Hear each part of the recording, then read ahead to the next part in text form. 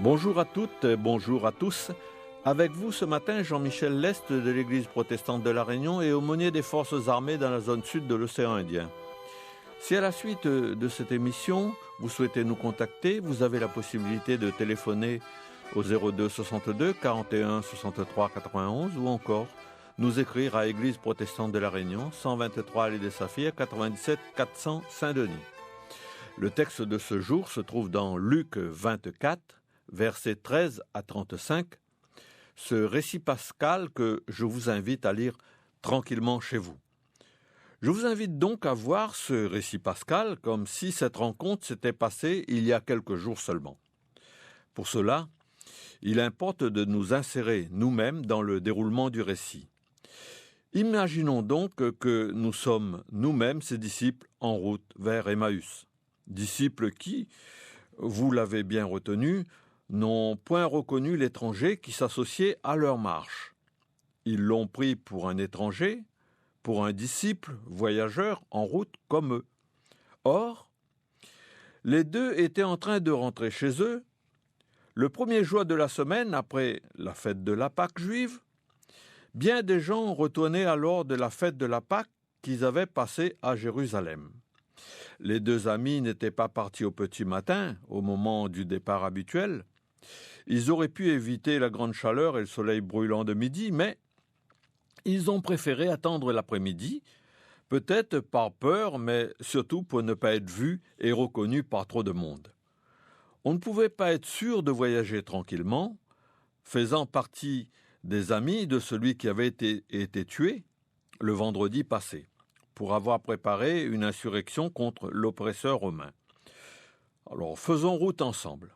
Ils s'entretiennent, discutent, ils passent en revue les événements des jours passés, ils parlent de tout ce qui leur alourdit le cœur, tout ce qui les a choqués, de tout ce qui, pour eux, est toujours source de souffrance, de deuil, de chagrin et aussi de peur.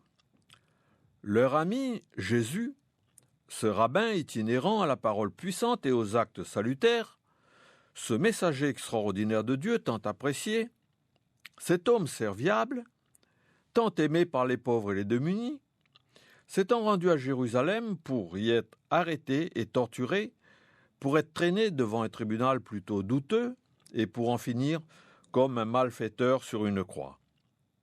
Il a été suspendu à une croix suite à l'accusation d'avoir préparé une insurrection contre les occupants romains. Or, une connaissance même superficielle de son message aurait permis de savoir que ce Jésus était loin d'un tel acte politique, voire terroriste. Mais hélas, certains même parmi ses amis l'auraient aimé voir dans ce rôle.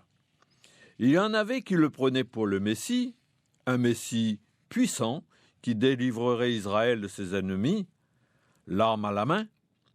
Une raison de plus pour les deux amis de Jésus d'être déçus et terrifiés par la mort de leur maître.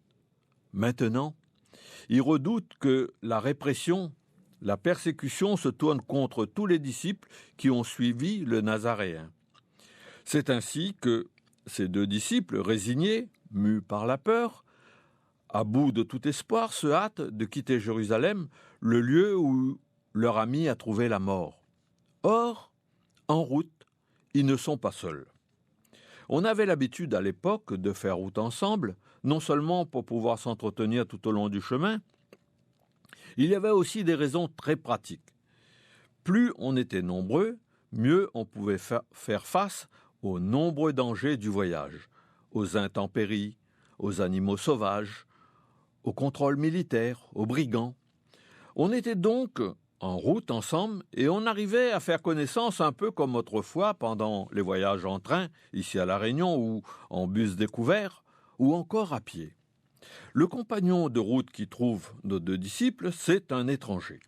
Bien que rentrant de Jérusalem, il n'est pas au courant de ce qui s'est passé à la ville sainte ces jours-ci. Il s'étonne de la tristesse apparente, il pose des questions et les font confiance et ils lui confient leur chagrin, leur deuil.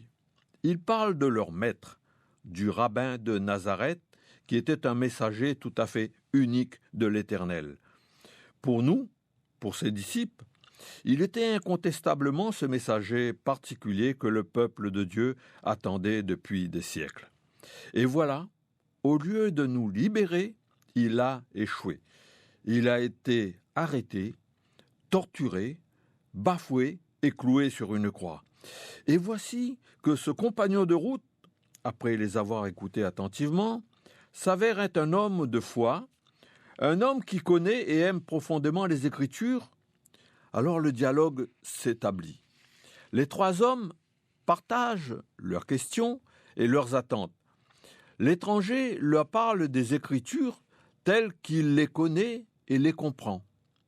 Il parle de Moïse, de cet homme de Dieu qui, au lieu de devenir roi en terre promise, a dû mourir loin d'elle sur une montagne au désert.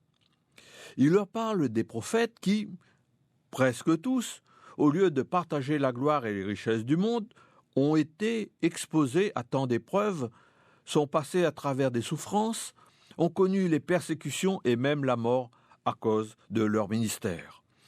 Les Écritures disent ouvertement à quel point ils ont été rejetés, pourchassés, tués.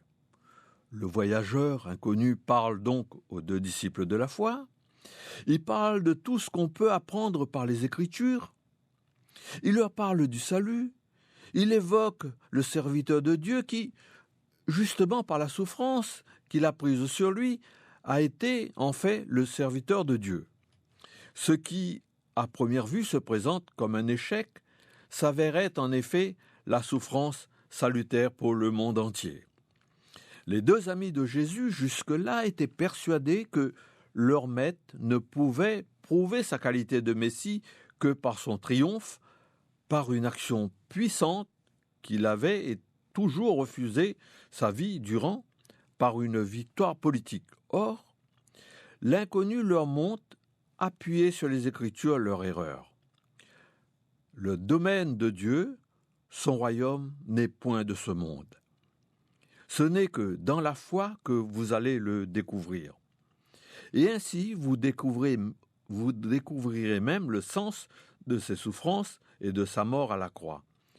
Oui, la main de l'Éternel a été l'œuvre et sa présence s'est manifestée dans ce qui est, à première vue, et qui a été pris pour une défaite. L'étranger permet donc aux deux amis de comprendre ce qu'ils ont vécu. Par sa manière de leur ouvrir les Écritures au milieu du chaos de leur détresse, il leur ouvre un accès inattendu à la foi. Il leur montre comment faire le deuil des attentes humaines pour accéder à l'espérance. Voyez donc que les trois compagnons de route, sur leur chemin commun, en pleine réflexion sur la foi, les disciples qui, dans leur état actuel, ne peuvent penser qu'à la catastrophe qu'ils ont vécue, ne voient que l'échec, rien que la mort atroce de leur ami, mais qui font la connaissance de cet inconnu, de cet étranger dont les paroles sont comme une source débordante de salut, comme une ligne de force redonnant sens à la vie, comme un germe porteur d'une bénédiction inattendue. Et voilà que se produit l'essentiel, ce qui, aujourd'hui encore, est le centre même de tout enseignement chrétien, et aussi la raison d'être de la prédication. Au cours de cette réflexion commune, les deux voyageurs résignés, fatigués, plongés dans leur amertume, se trouvent dans l'obscurité spirituelle la plus totale, recouvrent la vue de la foi. Ils retrouvent une espérance nouvelle.